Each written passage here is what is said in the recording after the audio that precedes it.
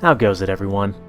So I've been getting a lot of requests to do tutorials or how-to videos for tribes, and the thing is, although I'm, pretty good at this game, I'm really not anywhere near the top tier of players, so I don't feel completely qualified to do this.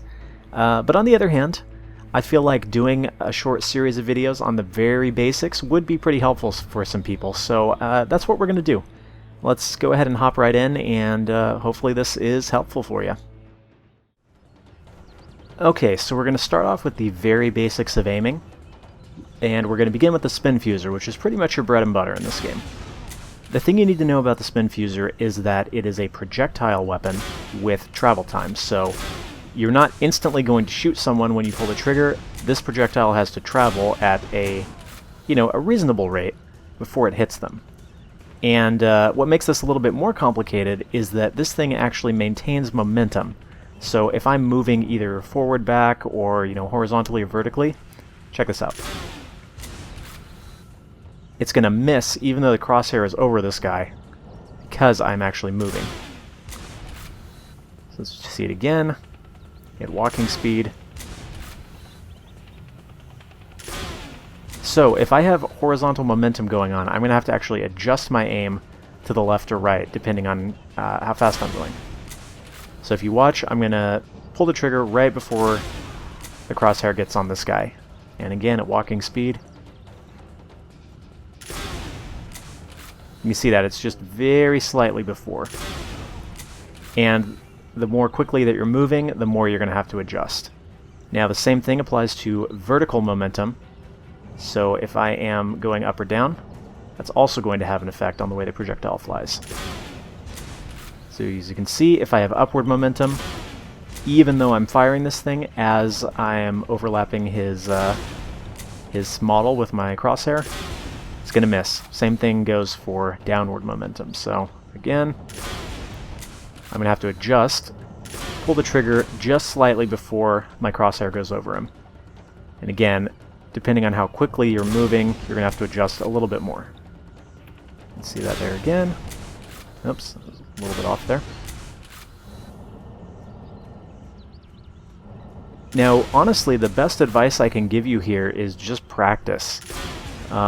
There's no quick trick to mastering this. It is really just a practice thing. So, as they say, anything that's worth doing takes some effort, right? So, hop into target practice mode and really just play matches.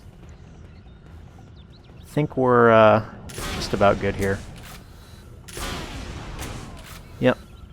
Let's go ahead and move on. What are you looking at?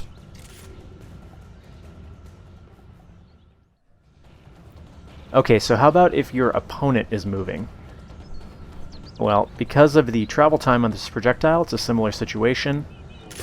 If I aim directly at him, it's going to miss. This includes even if I follow him up or down.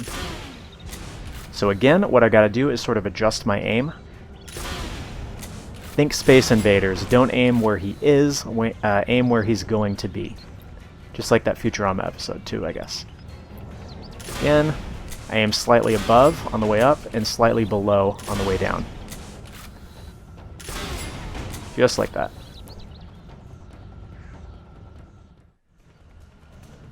Alright, auto weapons are going to work similarly.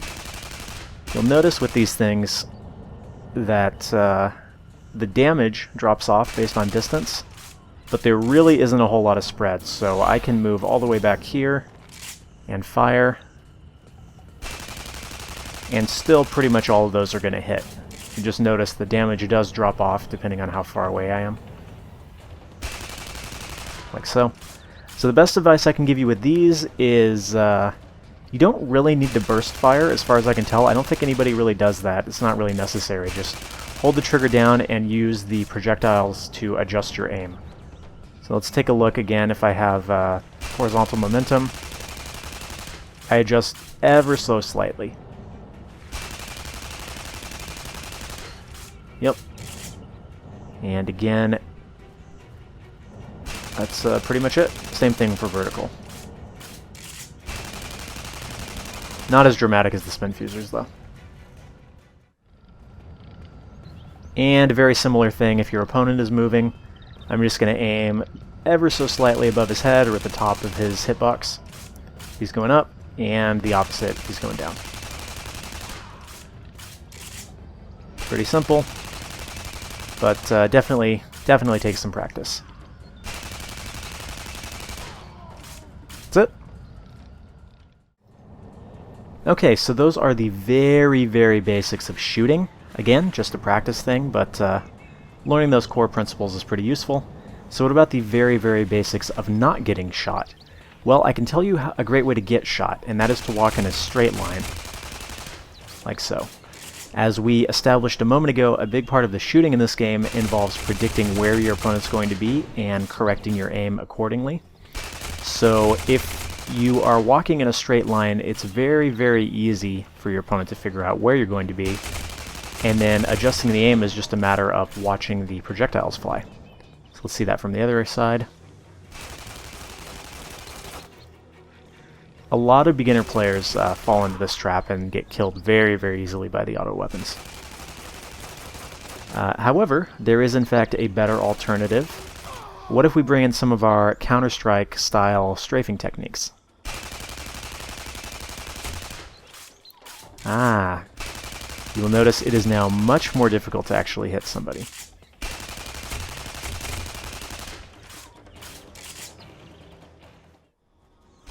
From the other side.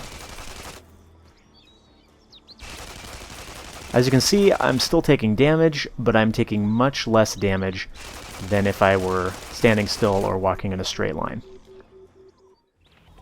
Same thing applies to vertical momentum. If you are trying to kill somebody who's using an auto weapon and you're just flying straight above their head, nope. Not gonna happen. Even if I'm coming in with that spin fuser, look how fast I melt. Here's the alternative. Hop around, change your momentum, and you will be much more difficult to hit. Now you can imagine, once we add the spin fuser into that mix, no way is this auto weapon going to beat that. And from the other side.